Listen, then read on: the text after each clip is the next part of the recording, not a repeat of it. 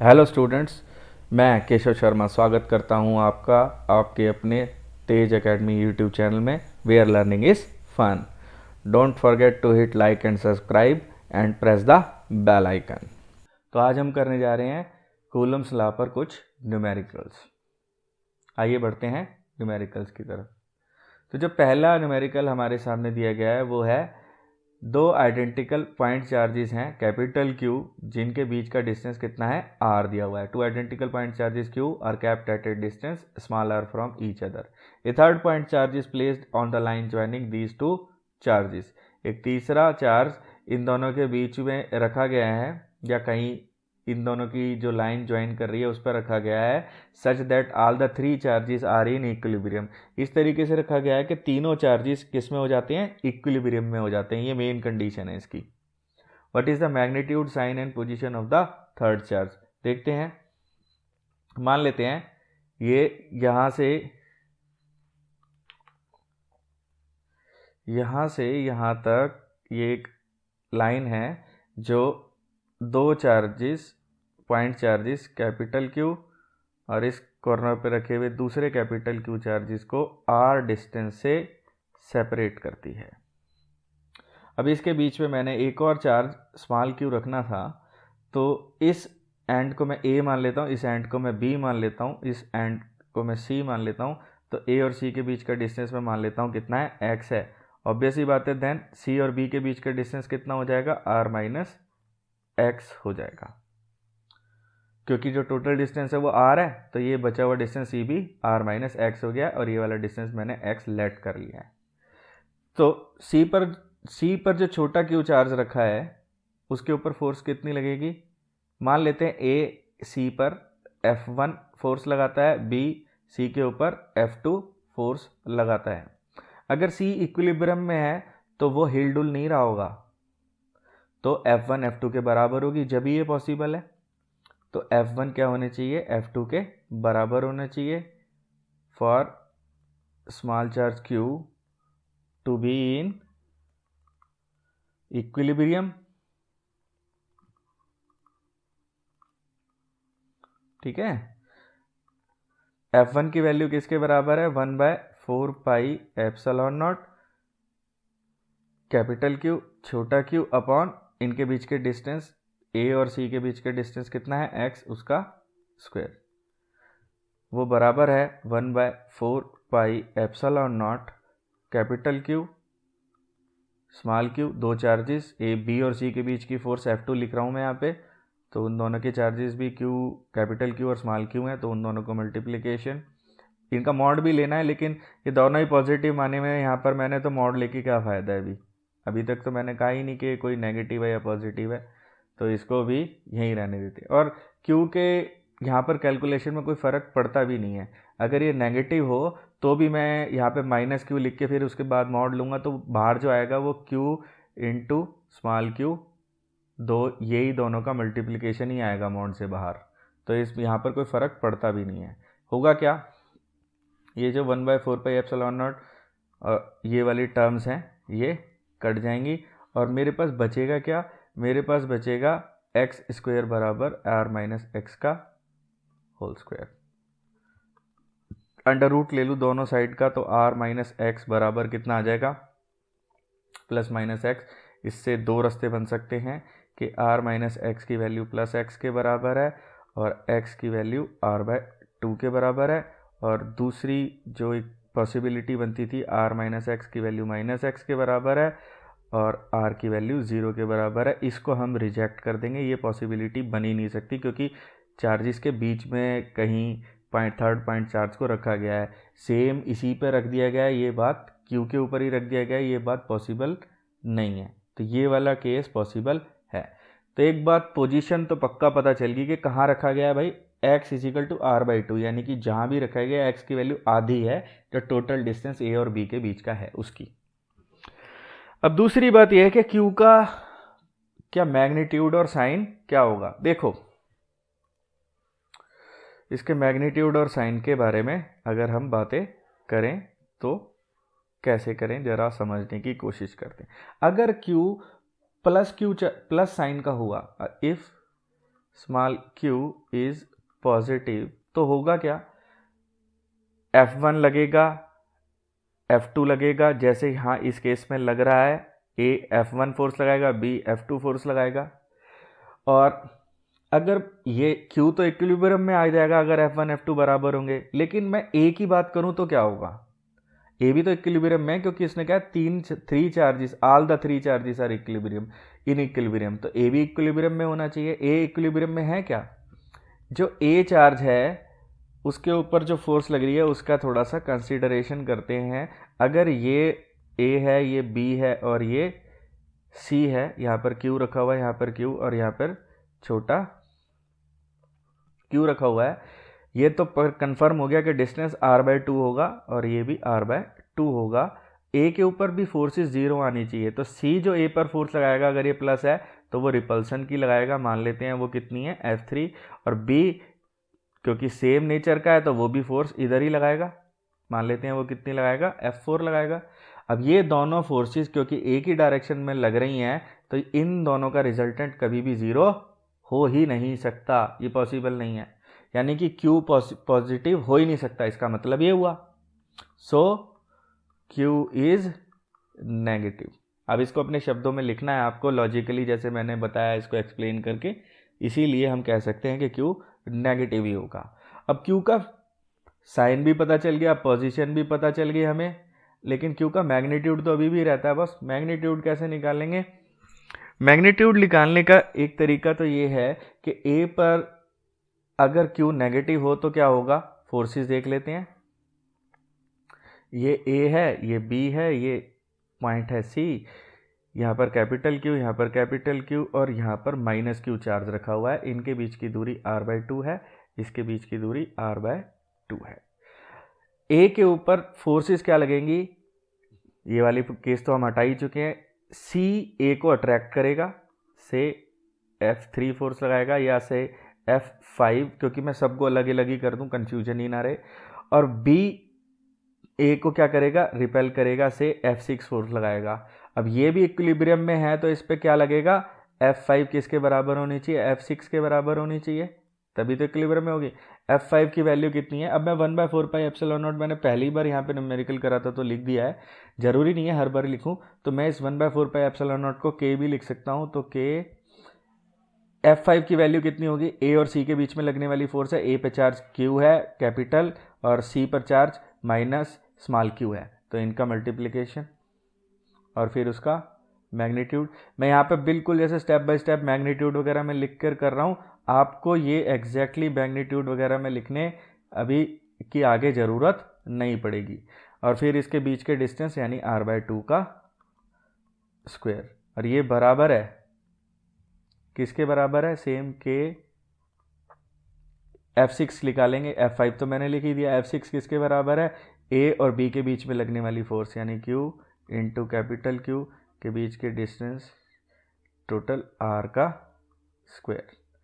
तो कुछ कट रहा है क्या, हाँ कट रहा है, K इस K से कट रहा है, Q इस Q से कट रहा है, ये -Q मॉड से बाहर लेंगे तो ये Q आ जाएगा, r/2 का होल स्क्वायर करेंगे तो ये 4/r² हो जाएगा। दूसरी साइड क्या बचेगा, एक कैपिटल Q/r² बचेगा, r² से r² भी कट गया है, तो जो मेरे पास जो फाइनल आंसर बचेगा वो कितना बचेगा, small q is equal to capital Q/4। अगर मैं साइन को इंक्लूड करूं तो small q is equal to -Q capital Q/4 हमारा आंसर आना चाहिए। साइन में पहले ही बता चुका हूं कि क्या होगा, नेगेटिव होगा। तो ये हमारा फर्स्ट क्वेश्चन है। इसमें मैग्नीट्यूड कितना आया है, कैपिटल Q/4, साइन क्या है, नेगेटिव आया है, और इसकी पोजीशन कहां पर आ रही है, r/2 पर आ रही है। ठीक है, तो आइए अब चलते हैं क्वेश्चन नंबर 2 की तरफ। 2 point electric charges of value Q and 2Q are capped at a distance D apart. तो पहले इन्हीं को बना लेते हैं। दो चार्जेस हैं,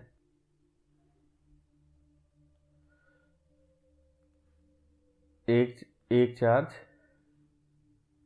ये है, एक चार्ज ये है, एक को मैं Q मान लेता हूँ, एक को 2 टाइम्स ऑफ स्मॉल q यानी इससे डबल चार्ज है, और इनके बीच की जो दूरी है वो कितनी है, मान लेते हैं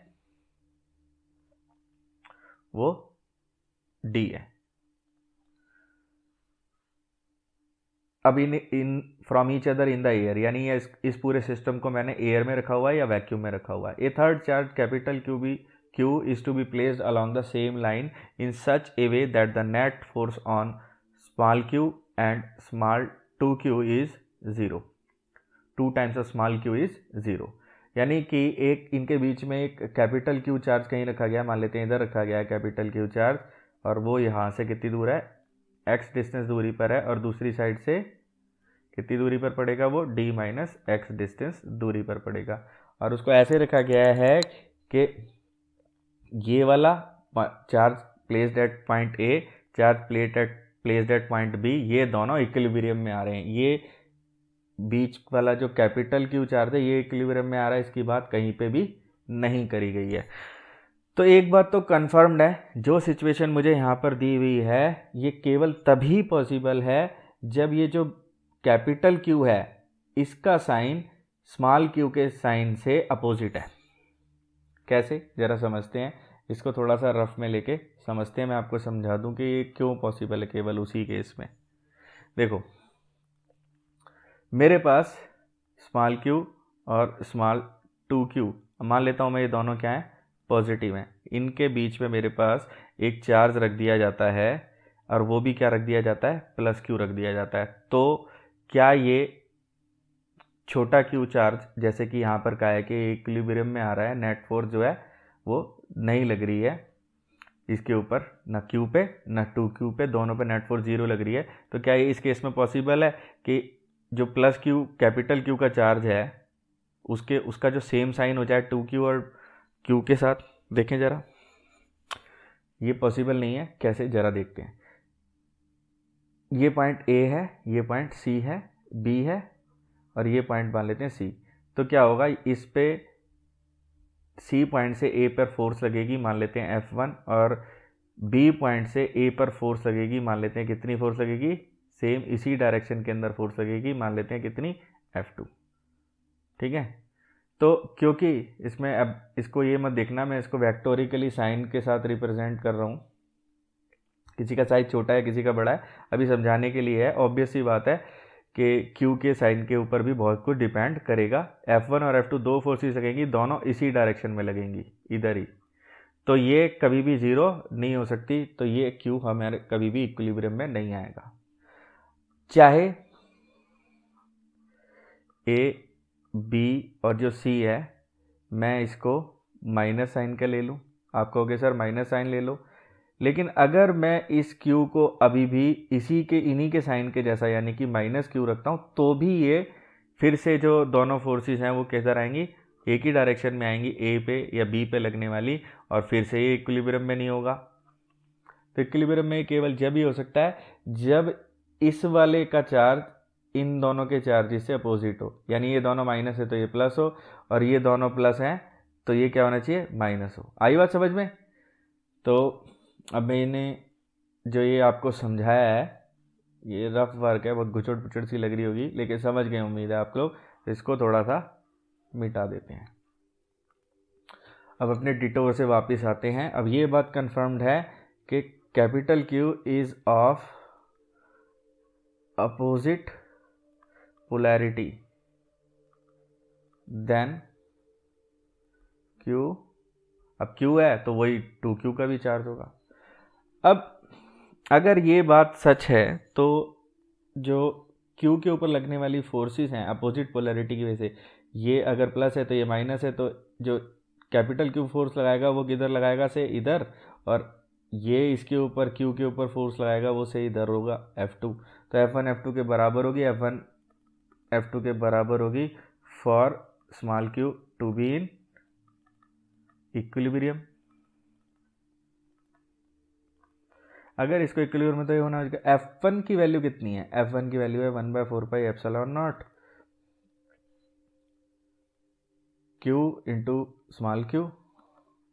अब क्योंकि अब इसको कहोगे सर ये तो माइनस ले रहे हो आप, इससे अपोजिट ले रहे हो, मैं भी यहाँ किसी का साइन लिख ही नहीं रहा हूँ, और लिखूंगा भी तो मैग्नीट्यूड निकालूंगा तो वो अपने आप पॉजिटिव हो जाएगा, और इनके बीच के डिस्टेंस x का स्क्वायर। और F2 की वैल्यू कितनी हो जाएगी, पाई epsilon not Q into 2Q upon D का स्क्वायर। अब जो कट सकता है काट दो भाई, ये कट गया, Q से एक Q भी कट गया, तो बचा क्या मेरे पास, मेरे पास बचता है Q upon X square is equal to 2Q upon D square. ठीक है, लेट दिस इक्वेशन बी से 1।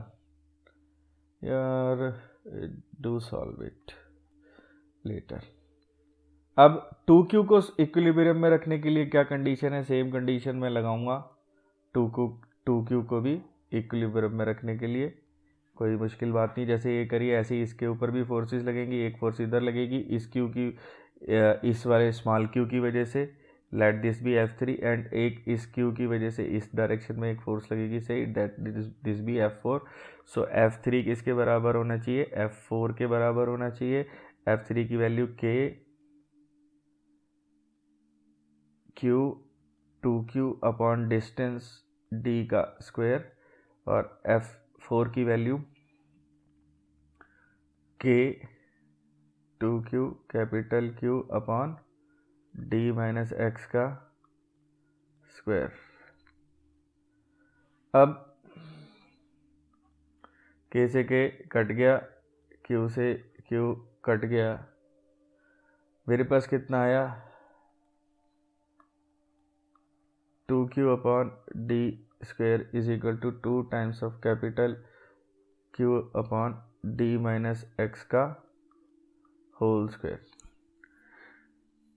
इस इक्वेशन, जो मेरे पास ये इक्वेशन आ रही है, क्या मैं इसको सॉल्व कर सकता हूँ, हाँ मैं इसे सॉल्व कर सकता हूँ इस वाली इक्वेशन के साथ। लेट दिस इक्वेशन बी से 2, फ्रॉम 1 एंड 2 मुझे क्या मिलेगा, फ्रॉम 1 एंड 2 मुझे मिलेगा Q by X square is equal to 2Q upon D minus X का होल स्क्वायर। और हाँ ये कट गए, और अब मुझे क्या मिल रहा है, अब मुझे मिल रहा है 2 times of X square is equal to D minus X का होल स्क्वायर। इसको सॉल्व करूँगा तो मेरे पास क्या आ जाएगा, x इज इक्वल टू, दोनों साइड इसका अंडर रूट लो, और कुछ नहीं है, थोड़ी सी मैथ से इधर उधर करो। मैं थोड़ा सा यहाँ पर मान के चलता हूँ कि आप 12th के अंदर हैं, तो इतनी थोड़ी सी मैथमेटिक्स तो आप, जिस बेसिक अलजेब्रा कहते हैं, वो तो आप कर ही सकते हैं। तो उसके बाद इसे मैंने रेशनलाइज भी कर दिया है, तो x की वैल्यू कितनी आती है, under root 2 minus 1 into D आती है। ठीक है, तो जो यहाँ से जो चार्ज है वो कितनी दूरी पर रखा जाना चाहिए, under root 2 minus 1 into small D, इस दूरी पर रखा जाना चाहिए। आइए देखते हैं, तो आइए देखते हैं क्वेश्चन नंबर 3। अब 3 क्वेश्चन जो है वो बहुत आसान है। वो कहता है 2 आइडेंटिकल मेटेलिक स्फीयर्स हैं, उनके ऊपर इक्वली अनइक्वल चार्ज है, अपोजिट चार्ज है, और वो प्लेस्ड हैं 0.9 मीटर अपार्ट इन एयर। जैसे कि एक चार्ज ये है, एक चार्ज ये है।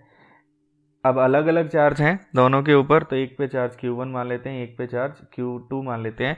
एक पॉजिटिव है तो दूसरा नेगेटिव है, अपोजिट भी है, और इन दोनों के बीच की दूरी कितनी है, 0.9 मीटर अपार्ट।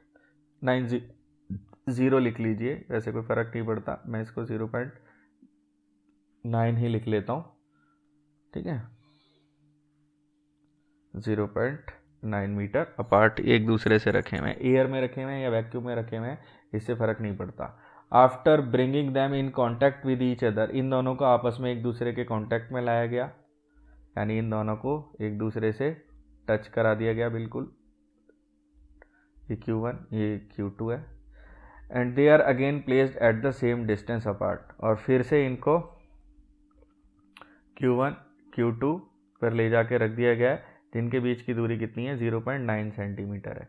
अब ये जब इनको कांटेक्ट में लाया गया है ना, तो इनके ऊपर चार्जेस Q1 Q2 नहीं रहेंगे, कितने हो जाएंगे, इन दोनों चार्जेस का एवरेज Q1 प्लस Q2/2, ये कितना हो जाएगा Q1 प्लस Q2/2।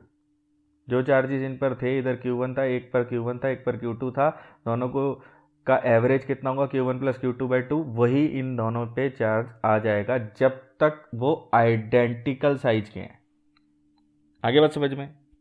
अब एक माइनस एक प्लस है, वो बाद की बात है, लेकिन जो फिलहाल जो है सिचुएशन उसको समझेंगे।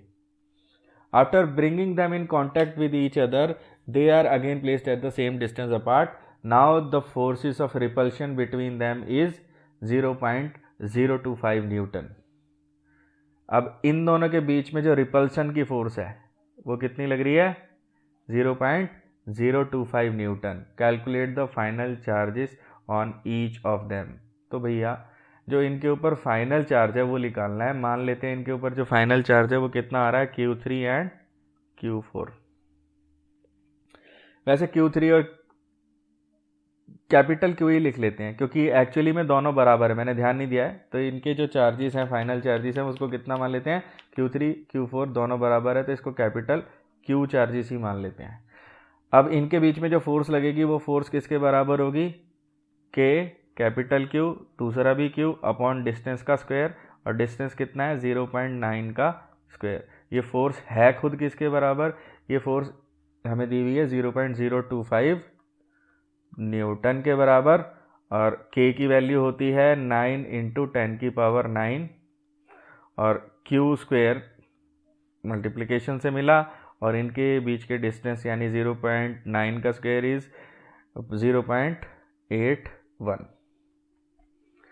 तो थोड़ी मैथ करी जाए तो Q स्क्वायर किसके बराबर आ गया, Q स्क्वायर आ गया 0.025 × 0.81 अपॉन 9 × 10⁹।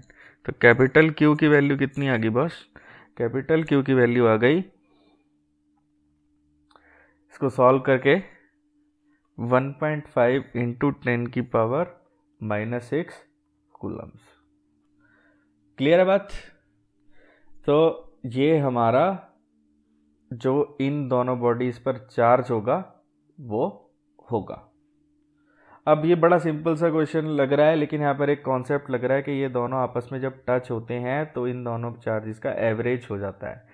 अब ये एक पर जो एक बॉडी पर कितना हो गया Q1 प्लस Q2/2, दूसरी पर भी Q1 प्लस Q2/2 हो गया। तो इन दोनों बॉडीज़ पे जो फाइनल जो चार्ज आया वो उसको हमने, क्योंकि सेम आ रहा है तो मैंने उसको कैपिटल Q मान लिया। अब कैपिटल Q हमें फाइंड आउट करना है। जो दोनों के बीच में जो रिपल्शन की फोर्स लग रही है F, वो कितनी लग रही है 0.025 न्यूटन। तो 0.025 न्यूटन जो फोर्स की जगह हमने लिखा है यहाँ पर, वो बराबर है किसके, K times of Q square upon 0.9, इनके बीच के डिस्टेंस 0.9 के स्क्वायर के। K की वैल्यू कितनी होती है 9 × 10⁹ होती है। तो इसको जस्ट मैथमेटिकली सॉल्व करा और हमें ये आंसर मिल गया।